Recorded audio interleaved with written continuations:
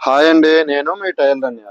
ఈ రోజు వచ్చేసి కంప్యూటర్ వర్క్ బ్లౌజ్ ఎలా కటింగ్ చేసుకోవాలి, ఏ విధంగా కటింగ్ చేసుకొని ఏ విధంగా స్టిచ్చింగ్ చేసుకోవాలి అనేది పూర్తిగా ఈ వీడియోలో చూపిస్తాను, చూడండి. కొత్త వారైతే నా ఛానల్ని సబ్స్క్రైబ్ చేయండి, లైక్ చేయండి, షేర్ చేయండి. నేను బ్యాక్ పార్ట్ కటింగ్ అనేది చేసుకుంటున్నాను. కింద నుంచి ఒక హాఫ్ ఇంచ్ ఖర్చు కోసం తీసుకున్నాను. పైన షోల్డర్ దగ్గర కూడా ఒక హాఫ్ ఇంచ్ ఖర్చు కోసం అనేది తీసుకున్నాను. ఆ విధంగా 14.5 వచ్చేలాగా మార్కింగ్ అనేది మనం ఇక్కడ వేస్ట్ వచ్చేసి 29 నాలుగు భాగాలుగా చేసుకుని మార్కింగ్ అనేది తీసుకున్నాను. 1 ఇంచ్ ఖర్చు కోసం కూడా బ్యాక్ డాట్ కోసం 1 ఇంచ్ ఎక్స్ట్రాగా తీసుకున్నాను. ఖర్చు కోసం పావుతొక్క 2 తీసుకున్నాను. ఇప్పుడు వచ్చేసి షోల్డర్ దగ్గర మార్కింగ్ ఎలా వేసుకున్నాను అనేది మీకు ప్రతిదీ కూడా నా మాట కరెక్ట్ గా అక్కడ లెంతింగ్ అవ్వకపోతే నేను మెజర్మెంట్ కూడా చేశాను, చూడండి ఒకసారి.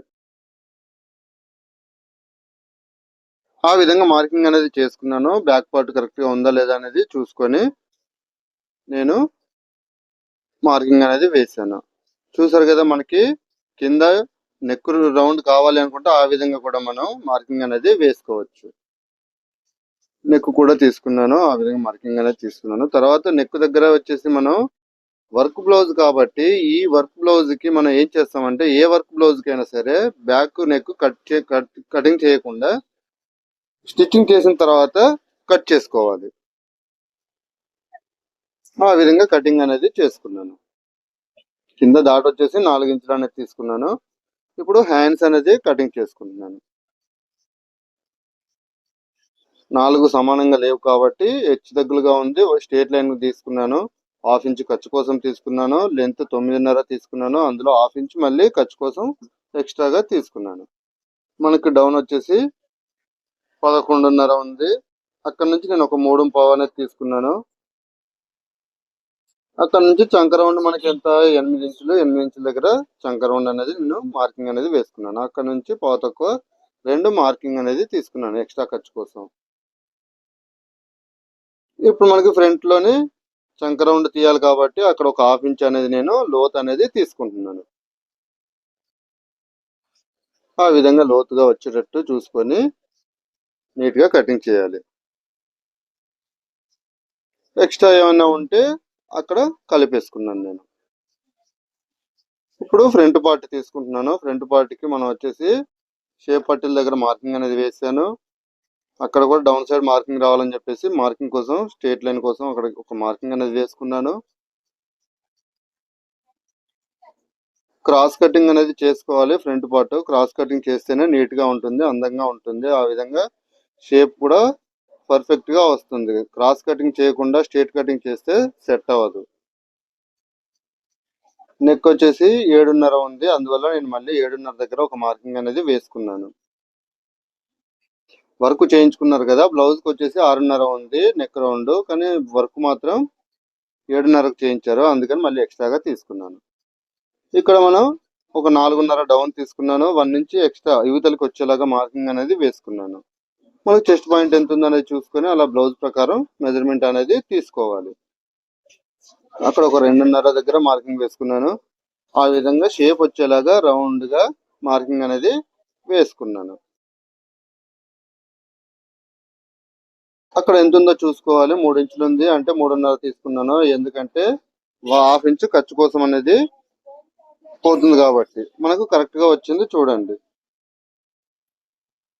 కటింగ్ అనేది చేసుకుంటున్నాను. ఏదైతే మార్కింగ్ మీద కటింగ్ వేసుకున్నామో మార్కింగ్ మీద కటింగ్ అనేది ఆ విధంగా నీట్ గా వచ్చేలాగా కటింగ్ అనేది చేసుకోవాలి. స్కిప్ చేయకుండా చూడండి. స్కిప్ చేయకుండా చూస్తేనే అర్థమవుతుంది, లేకపోతే అర్థం కాదు. చూడండి, అక్కడ కూడా నేను మార్కింగ్ నెక్ రౌండ్ వేసుకున్నాను కానీ కటింగ్ అనేది చేయలేదు. ఎందుకంటే మనకి వర్క్ బ్లౌజ్ కాబట్టి తర్వాత మనం వర్క్ బ్లౌజ్ ఎప్పుడు కూడా స్టార్టింగ్ నెక్ రౌండ్ కట్ చేయకూడదు. ఎందుకంటే వర్క్ చేసిన వాళ్ళు సరిగ్గా చేయకపోవచ్చు. దాని ప్రకారం మనం స్టిచ్చింగ్ చేయాలి కాబట్టి నెక్ రౌండ్ అప్పుడే కటింగ్ చేసుకోవాలి. అక్కడ నుంచి ఒక 5 ఇంచులు వచ్చేలాగా చూసి మార్కింగ్ అనేది వేసుకున్నాను. డౌన్ సైడ్ కూడా మనకు మార్కింగ్ కావాలి కాబట్టి వీల్ మార్కర్ తో నేను మార్కింగ్ అనేది ఆ విధంగా వేసాను. షేప్ పట్టీలు వచ్చేసి అక్కడ సైడ్ కు 3 ఇంచులు అనేది ఉంది. ఇక్కడ నేను 4.5 తీసుకున్నా, పావు తక్కువ 4 తీసుకున్నాను. డౌన్ సైడ్ వచ్చేసి 3 ఇంచులు తీసుకున్నాను. ఇప్పుడు మెయిన్ పీస్ అనేది కటింగ్ అనేది చేసుకుందాం. నేను పూర్తి కటింగ్ అనేది స్లోగా చెప్పడం వల్ల ఎవరు సరిగ్గా చూడడం లేదు. అందుకని చెప్పేసి నేను స్పీడ్ మూవ్‌మెంట్‌లో పెట్టేసి వీడియో అనేది అప్‌లోడ్ చేశాను. ఈ విధంగా కటింగ్ అనేది మనం కొంచెం ఎక్స్ట్రా ఉండేలాగా చూసుకొని కటింగ్ అనేది చేసుకోవాలి. ఇప్పుడు నేను స్టిచ్చింగ్ అనేది చేస్తున్నాను. పాదం అనేది మార్చుకుంటున్నాను. సింగిల్ పాదంతో స్టిచ్చింగ్ అనేది చేస్తున్నాను. మీ అలవాటు రైట్ అయితే రైట్, లెఫ్ట్ అయితే లెఫ్ట్ 2 పాదాలు ఉంటాయి. 2 పాదాల్లో ఏ పాదం మీకు యూజ్ అనిపిస్తే ఆ పాదం అనేది యూజ్ చేయండి. నేనొచ్చేసి ఆ విధంగా అంటే లెఫ్ట్ సైడ్ ఉండేలాగా చూసుకొని ఆ పాదాన్ని ఫిట్టింగ్ అనేది చేసుకున్నాను. ఆ విధంగా స్టిచ్చింగ్ అనేది చేసేసాను. పైనుంచి కూడా నీట్ గా ఒక కుట్ట అనేది వేసుకోవాలి. వర్క్ ఎటు జరగకుండా ఉండాలి. ఆ విధంగా లైనింగ్ అనేది అంటించుకుంటున్నాను. మనకి స్టోన్స్ ఉన్నాయి చిన్న చిన్నగా అక్కడక్కడ. ఆ స్టోన్స్ కూడా మనకి నిడిలు ఇరగకుండా ఉండడం కోసం అక్కడ స్టోన్ అనేది తీసేయాలి. అలాగని ఎక్కువగా తీయకూడదు. ఎక్కువగా తీస్తే బ్లౌజ్ కూడా అందం పోద్ది. ఎందుకంటే వాళ్ళు డబ్బులిచ్చి వర్క్ చేయించుకుంటారు కదా! ఆ వర్క్ అనేది పాడైపోతే బాగోదు కదా! అందుకని చెప్పేసి మనం కూడా బ్లౌజ్ కూడా వాళ్ళు ఎలాగిచ్చారో నీట్‌గా మనం కూడా స్టిచ్చింగ్ చేసి ఇవ్వాలి. ఆ విధంగా రెడీ అనేది చేసుకున్నాను. మనకి కొంచెం పీస్ అనేది తక్కువ వచ్చింది. మెయిన్ పీస్ అనేది. అందువల్ల నేను అక్కడ జాయింట్ అనేది తీసుకుంటున్నాను. చంక దగ్గర వర్క్ చేసిన బ్లౌజులు 90% వర్క్ చేసిన బ్లౌజులకి జాయింట్లు అనేది పడుతుందండి. ఎందుకంటే వాళ్ళు సరైన అంటే మనం మార్కింగ్ అనేది వేసుకున్న పద్ధతిలో వాళ్ళు వేయరు. వాళ్ళ కంఫర్టబుల్ ఎలాగుంటే అలాగా చూసుకొని మార్కింగ్ వేసి వర్క్ అనేది చేస్తారు. అది వర్క్ మగ్గం వర్క్ అయినా సరే, కంప్యూటర్ వర్క్ అయినా సరే. మాక్సిమం జాయింట్లు అనేది వస్తాయి కంపల్సరీ. బ్యాక్ పార్ట్ నేను చెప్పాను కదా కటింగ్ లోనే నెక్ రౌండ్ ఎందుకు కట్ చేయలేదు అంటే ఆ విధంగా మన స్టిచ్చింగ్ అనేది చేసుకోవడం కోసం ఈజీ అవుతుంది. ఇప్పుడు మన మార్కింగ్ ప్రకారం అక్కడ వర్క్ ఉండదు. మనం ఒకలా మార్కింగ్ వేస్తాము, అక్కడ వచ్చేసి నెక్ రౌండ్ ఇంకొక షేప్ లా ఉంటుంది.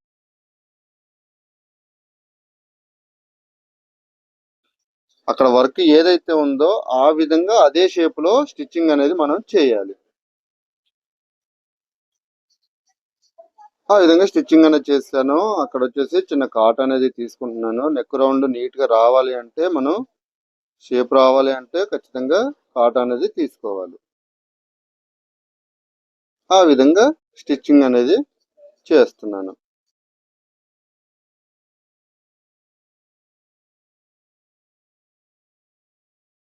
నీట్ గా వచ్చేలాగా స్టిచ్చింగ్ అనేది చేసుకోవాలి. ఎక్కడ కూడా ముడతలు గానీ మనకు కింద డౌన్ సైడ్ కూడా పీస్ రాకుండా చూసుకొని ఆ విధంగా పైనుంచి ఒక కుట్ట అనేది వేసుకోవాలి. ఇప్పుడు లైనింగ్ అనేది జాయింట్ చేసుకుంటున్నాను. చెప్పాను కదా పూసలు అడ్డుగా ఉన్నాయి. దానివల్ల నేను స్టోన్స్ అడ్డుగా ఉండడం వల్ల కొంచెం తీస్తున్నాను. తీసేటప్పుడు కూడా వర్క్ పాడవకుండా నీట్ గా లాగాలి. వర్క్ పాడు చేయకూడదు మనం ఎప్పుడు కూడా. ఆ విధంగా లైనింగ్ అనేది జాయింట్ చేసుకున్నాను.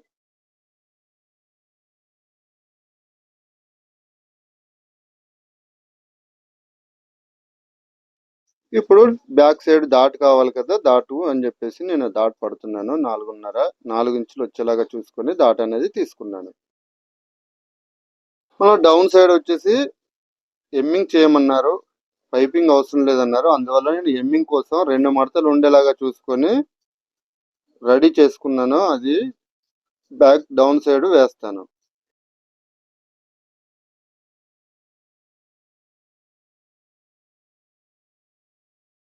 ఆ విధంగా నీట్‌గా వచ్చేలాగా వేసుకోవాలి. అక్కడ ఒక ఫిల్ట్ అనేది పెట్టుకోవాలి. ఎందుకంటే మనకి అది స్ట్రెయిట్ గా ఉండదు నడుము దగ్గర. కొంచెం క్రాస్ ఉంటుంది.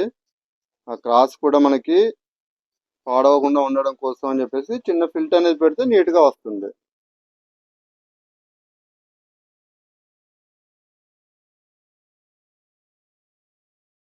ఆ విధంగా స్టిచ్చింగ్ అనేది చేసుకోవాలి. పైనుంచి కూడా కుట్టు వేసుకుంటే ఎమ్మింగ్ చేసేప్పుడు ఇబ్బందిగా ఉండదు. చూసారు కదా ఎలా ఉందనేది మీరే చెప్పాలి. నేను ఫ్రంట్ పార్ట్ రెడీ చేసుకుంటాను. ఫ్రంట్ పార్ట్ కూడా అంతేనండి. మనకు వర్క్ ఏదైతే ఉందో అదే షేప్ లో మనం స్టిచ్చింగ్ అనేది చేయాలి. ఆ విధంగా చేస్తేనే మనకి బ్లౌజ్ పాడవకుండా నీట్ గా వస్తుంది. స్టిచ్చింగ్ అనేది ఆ విధంగా చేసుకున్నాను. చిన్న కాట్ అనేది కంపల్సరీ క్రాస్ దగ్గర కాట్ అనేది తీసుకోవాలి.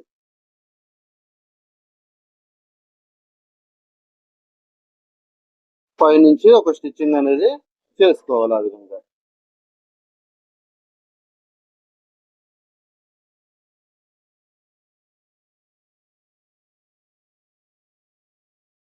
చిన్న డిస్టర్బెన్స్ ఏమైనా ఉంటే క్షమించండి. ఎందుకంటే ఇక్కడ షాప్ వచ్చేసి రోడ్డు మీద షాపు, అందువల్ల నేను కొంచెం డిస్టర్బెన్స్ ఉంది. క్లియర్ చేస్తున్నాను సాధ్యమైనంత వరకు. క్లియర్ అవ్వకపోతే కొంచెం చూసుకోండి. చూడండి, చూస్తేనే మన వీడియో కూడా అర్థమవుతుంది కదా, నా మాట అన్ని అర్థమవుతున్నాయి అనుకుంటున్నాను. నేను సింగిల్ పాదం తీసేసి డబుల్ పాదం అనేది వేసుకున్నాను. ఎందుకంటే ఇంకా సింగిల్ పాదంతో మనకి పని లేదు. ఆ విధంగా నెక్ రౌండ్ ఏదైతే ఉందో ఫ్రంట్ పార్ట్ రైట్ సైడ్ మనం స్టిచ్చింగ్ చేసుకున్నాం కదా, అది పరుచుకొని అదే షేప్ లో వచ్చేలాగా మనం కటింగ్ అనేది చేసుకోవాలి. ఎందుకంటే లెఫ్ట్ ఒకలాగా రైట్ ఒకలాగా ఉండకూడదు కదా, అందుకని చెప్పేసి ఏదైతే మనకు రైట్ సైడ్ వర్క్ వచ్చిందో అదే షేప్ లో మనం లెఫ్ట్ సైడ్ కూడా కటింగ్ అనేది చేసుకోవాలి. చూసారు కదా వర్క్ అనేది ఎంత నీట్ గా వచ్చింది అనేది మీరే చూసి చెప్పాలి. Hands, front neck, back neck ఎలా ఉందనేది మీరు కామెంట్ చేయండి. ఇప్పుడు షేప్ పట్టీలు అనేది రెడీ చేసుకుంటున్నాను. షేప్ పట్టీలు కూడా 2 లేయర్లు అనేది తీసుకోవాలి. లైనింగ్ మొత్తంగా 3 లేయర్లు కానీ 4 లేయర్లు కానీ వచ్చేలాగా షేప్ పట్టీలు రెడీ చేసుకోవాలి. షేప్ పట్టీలు ఎప్పుడు కొంచెం స్టిప్ గా ఉండాలి. స్టిప్ గా ఉంటేనే మనకి అక్కడ బాగుంటుంది. షేప్ దగ్గర స్టిప్ గా పట్టుకొని ఉంటుంది. అందువల్ల మనం ఎక్కువగా వేయడానికి అంటే మందంగా ఉండేటట్టు చూసుకొని వేయాలి. లోడింగ్ చేసుకోవాలండి ఎప్పుడు కూడా. షేప్ పట్టీలు లోడింగ్ చేసుకుంటేనే నీట్ గా ఉంటుంది. లోడింగ్ ఎలా చేయాలనేది చూడండి, వీడియోలో మీకు అర్థమవుతుంది. మామూలుగా స్టిచ్చింగ్ చేయకూడదు ఎప్పుడు కూడా. మామూలుగా స్టిచ్చింగ్ చేసి ఇంటర్లాక్ చేస్తారు చాలా మంది, అలా చేయకూడదు. లోడింగ్ అనేది చేసుకుంటే మనకి ఇన్సైడ్ కూడా ఖర్చు ఉండదు, బాగుంటది చూడడానికి కూడా. బ్లౌజ్ ఫినిషింగ్ అనేది వస్తుంది. ఆ విధంగా మనం మడత పెట్టుకొని ఇన్సైడ్ మొత్తం క్లాత్ అంతా ఇన్సైడ్ పెట్టేసి ఆ విధంగా స్టిచ్చింగ్ అనేది చేసుకోవాలి. ఎప్పుడు కూడా వర్క్ అనేది ఫినిషింగ్ తో వర్క్ నేర్చుకోండి. నేను ప్రతి వీడియోలో కూడా అదే చెప్తున్నాను. ఫినిషింగ్ అనేది చాలా చాలా ఇంపార్టెంట్. ఫినిషింగ్ తో వర్క్ అనేది నేర్చుకోండి. చూసారు కదా, నేను ఉక్స్ పట్టి అనేది రెడీ చేసుకుంటున్నాను. ఉక్స్ పట్టి కూడా 2 లేయర్లు అనేది వేయాలి. 2 లేయర్లు వేస్తేనే చిరగకుండా ఉంటుంది. మనకి ఉక్సులు అనేవి లాగుతాయి కాబట్టి మాక్సిమం 2 లేయర్లు వేస్తే నీట్ గా ఉంటుంది.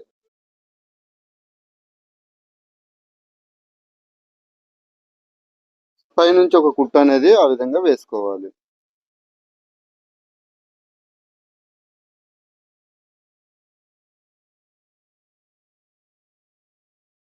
స్టిచ్చింగ్ అనేది ఆ విధంగా నీట్ గా వేయాలి. కింద చూసారు కదా లోడింగ్ చేశాను. ఇన్సైడ్ ఖర్చు అంతా తీసేసి అక్కడ స్టిచ్చింగ్ అనేది వేసుకున్నాను. ఎందుకంటే అక్కడ గ్యాప్ ఉండకూడదు, గ్యాప్ ఉంటే చిరిగిపోతుంది.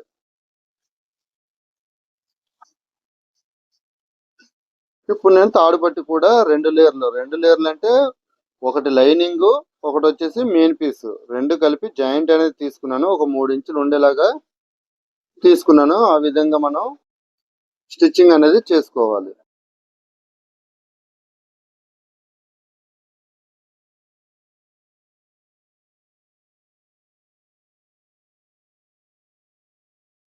ఇక్కడ వచ్చేసి మనకి డౌన్ సైడ్, టాప్ సైడ్ 2 కూడా లోడింగ్ చేయాలండి. ఆ విధంగా మనం చూడండి, మీరు చూస్తే అర్థమవుతుంది. అక్కడ లోడింగ్ అనేది ఆ విధంగా చేసుకోవాలి.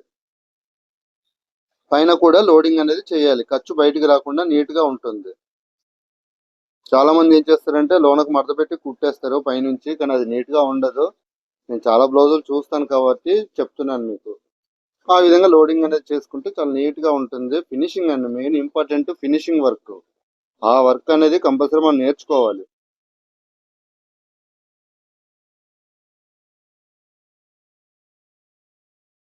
ఆ విధంగా ఉక్స్ పట్టి తాడు పట్టి 2 సమానంగా చూసుకున్నాను చూడండి. అక్కడ వచ్చేసి మనం పైపింగ్ అనేది వేసుకుంటాము. బ్యాక్ డౌన్ సైడ్ పైపింగ్ అవసరం లేదన్నారు. ఫ్రంట్ నెక్ కి మాత్రమే పైపింగ్ వేయమన్నారు. అందుకని చెప్పేసి ఫ్రంట్ కు మాత్రం పైపింగ్ వేసుకుంటున్నాను.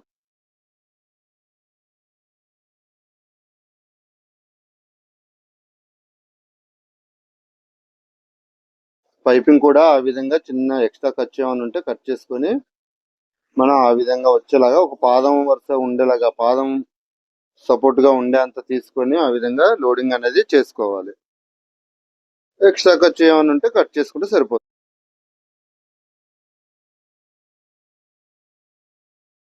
చూసారు కదా ఫ్రెండ్స్, ఫ్రంట్ బ్యాక్ అన్ని రెడీ చేసుకున్నాము. హ్యాండ్స్ తో సహా రెడీ అయిపోయి ఇప్పుడు వచ్చేసి షోల్డర్ జాయింట్ అనేది చేసుకుందాం.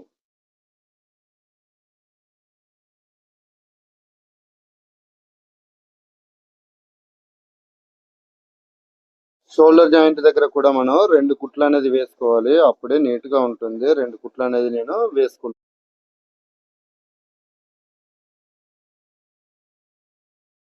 షోల్డర్ దగ్గర పై భాగంలో కూడా ఒక టాక్ అనేది వేయాలి. వేస్తేనే మనకి ఆడ ఖర్చు అనేది వన్ సైడ్ ఉండిపోతుంది. ఇప్పుడు నేను హ్యాండ్స్ అనేది వేసుకుంటున్నాను.